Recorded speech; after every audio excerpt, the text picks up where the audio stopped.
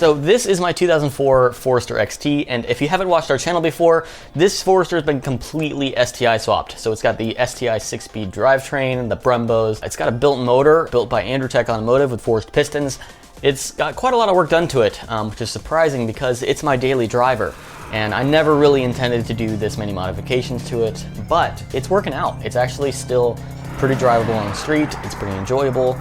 I don't have to worry about it. It's very reliable. I'm gonna take it to the track, going to VIR for Hyperfest, and there's a couple things that I want to do to the car before I take it to the track, just to make sure it stays as reliable as it is. This is my daily driver. Gotta make sure it stays safe, make sure it doesn't blow up. It is a Subaru after all.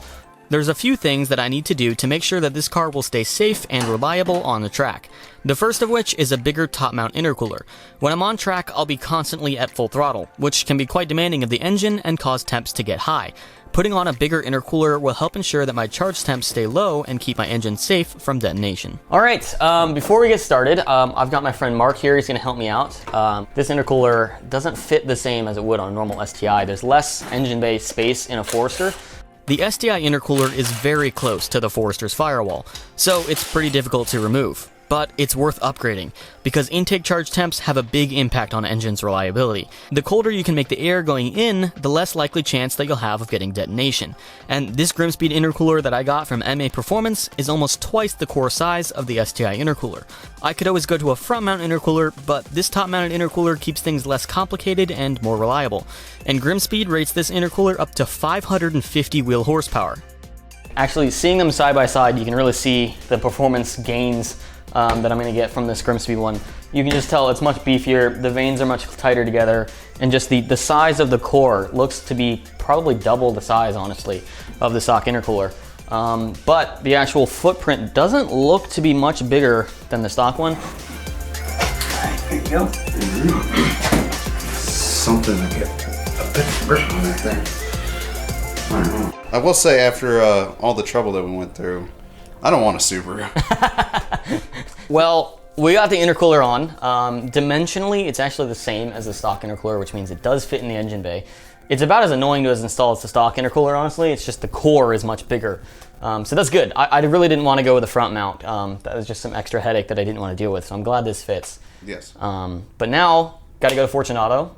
We're actually a little bit late. So we're gonna head to Fortunato. They're about 2 hours away from us, but we're gonna go there to put some coilovers on this thing so I can get a proper track alignment. Well, good luck. Thanks. See you on track. See you on track.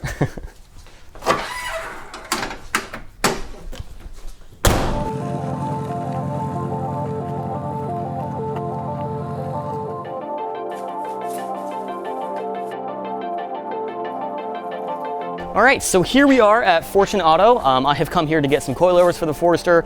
Fortunato makes some of the best coilovers that you can get for your car. Ben actually got a set of Gen 6 510s for his Evo last year. They've been treating him very well. Fantastic coilovers, great ride quality, which is surprising considering the performance that you get out of them. So I am here to pick up some Gen 7 coilovers, which is their newest design. I'm getting the Fortunato 500s rather than the 510s, since this car is more street oriented. I'm gonna be putting it on the track, but it's gonna be more for the street. So I decided to go with the 500s. I have opted to get these Swift springs, which should help a little bit with the ride quality and comfort. It should actually be a better ride quality than my essentially factory suspension that it currently has. I currently have the 2005 STI JDM Spec C suspension, which is a little bit stiffer than factory STI suspension. So these Fortunatos are almost double the spring rate that I currently have, but it should still be a better ride quality.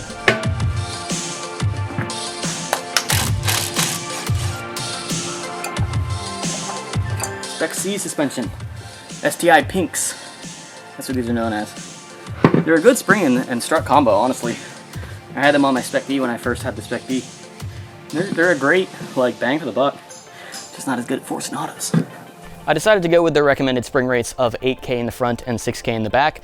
I wanted to keep that ride quality, but the good thing about Fortunato is that you can go with any spring rate that you want, stiffer or softer, but I felt like 8K, 6K would be the optimal kind of ride quality comfort trade-off for performance and handling. These Fortunato 500s are not only going to keep the car more planted through the corners, but it's going to be much more compliant around bumps on the track and potholes in the road.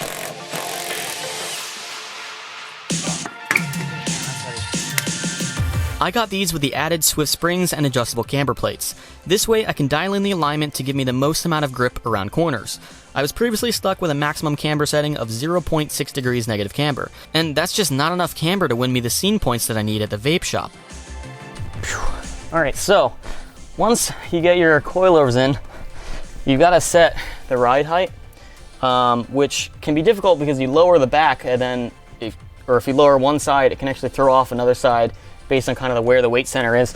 So it's a good idea to get your car corner balanced, which means you put a scale on each corner and kind of change the ride height to even out the weight throughout the car. That's gonna help it perform best around the track. I don't have time to do that. I don't have scales, but ideally, long term, that would be a good idea to do. As well as I definitely need an alignment, so I'm gonna have to do that after I put this in. Alignments aren't as simple as just adding camber, since camber can affect caster and toe as well. I'm just gonna do a quick alignment for now. I'll have to dial in the camber more once I have some more time at home. I've also gotta do one more thing before I get the alignment dialed in.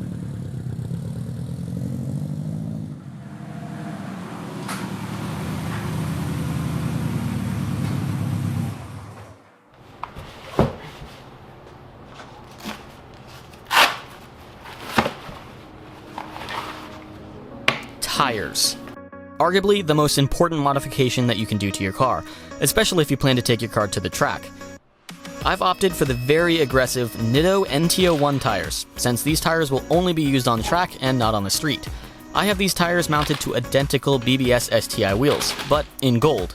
This way I have two sets of wheels, and when I'm done at the track, I can just swap back over to my very streetable non-performance tires. The wheels are gold BBSs, so just the gold version of what I currently have. That's essentially my track wheel setup, so we're gonna throw that on, make sure it fits and clears the fenders.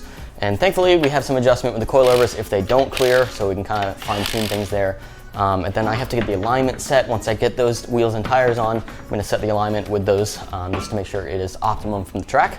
And alignment is very important to your car, and it's important to get it dialed in from both camber, caster, and toe.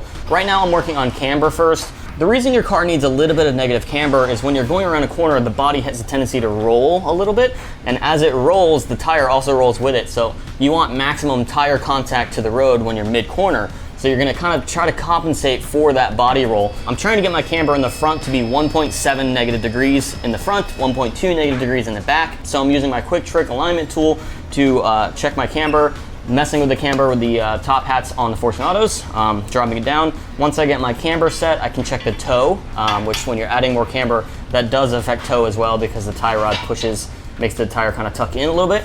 So I'm gonna check the toe next after we have our camber all dialed in, and we'll go from there. After getting my alignment all set, I wanted to put on this small engine cover that I got with the Grimmspeed Intercooler. I think it helps clean up the engine bay a little bit, and I think it looks pretty good. Another small addition that I have is a newer version 9 STI steering wheel. All right, so next we're gonna put this lovely steering wheel in here. I believe this is a version 9 Impreza STI steering wheel. It's got a nice 3-spoke design. It's gonna look really good in the car. My factory steering wheel is a 4-spoke and it's bigger, and it doesn't say STI. So we're gonna go ahead and throw this in there. Should make it actually feel better driving on track and whatnot, being that it's a little bit smaller, and it looks great. All right, well, there you have it. The new STI steering wheel is in. I think it looks fantastic. Nice 3-spoke design. My hand fits really comfortably there. Also, I have an STI gauge cluster. I haven't shown that on the channel before. I just showed that on Instagram, but I have an STI gauge cluster there as well. So I've kind of completed the package. Now it's time to change out the brakes with something that's much better for the track. I like having the tires to sit on when I'm working on it. So we're going to change the brakes out because the street brake pads are going to fade on track over heavy braking. So I'm going to put some more track-oriented pads in there just for the actual, track. I'll switch them back after we're done at the track. Going with the DTC 60s from Hawk. Got these at MA Performance. These are the actual exact same pads that Ben is running in his Evo, which is kind of funny. Literally the same part number. They're the same thing. And I just think that's really funny. Also running the same brake fluid, the Motul RBF660, which should be a good brake fluid. Not going to boil on track or anything like that. It's important to change out your brake pads with a compound that's more suited for higher temperatures. You're rarely going to get your brakes hot on the road, but on track, you're constantly slamming on your brakes. So I'm putting in some Hawk DTC60s that I got from MA Performance. While I'm in there, I'm going to throw in some brand new brake rotors for good measure, since they're cheap and it might help the brake pads bed in a little bit better. It's also important to flush your brake fluid with fluid that can handle higher temperatures. And after new brake pads, fluid, intercooler, alignment, wheels, and tires, Francine is finally ready for the track.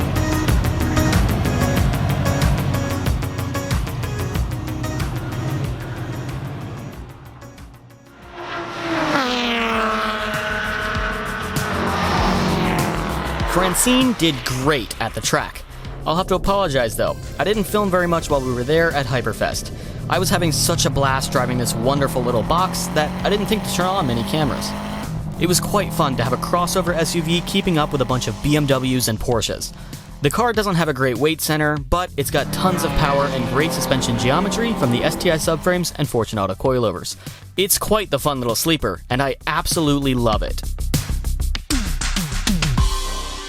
Well, that's about all for today. The Forester ended up doing really well at the track, ended up putting down a time of 2:17, which is pretty quick at VIR for a crossover SUV.